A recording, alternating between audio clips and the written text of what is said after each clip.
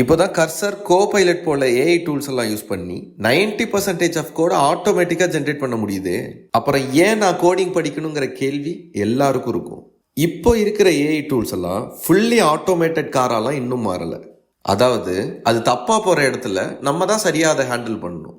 Junior developer ஒருத்தவங்க கம்பெனியில கொடுத்த டாஸ்க்கை சாட்ஜிபிடியில் எடுத்து போட்டு சர்வர்ல டெப்ளாய் பண்ணிட்டாங்க. ஒரு மாசம் கழிச்சு அந்த சர்வரோட பில்லு வந்ததுக்கு அப்புறம் தான் பெரிய ஷாக்கே.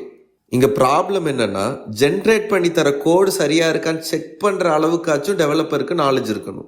ஏஐ கிட்டத்தட்ட ஜாவிஸ் மாதிரியே தான். ஆனா அயன்மேன் அளவுக்கு நாலேஜ் இருக்கிற ஒரு பர்சனால தான் இதை ஃபுல்ஃபில்டா யூஸ் பண்ண முடியும். லேர்ன் பண்றதுக்கு எப்பவுமே ஏதாச்சும் ஒரு காரணத்தை வச்சு அழுப்பப்படாதீங்க.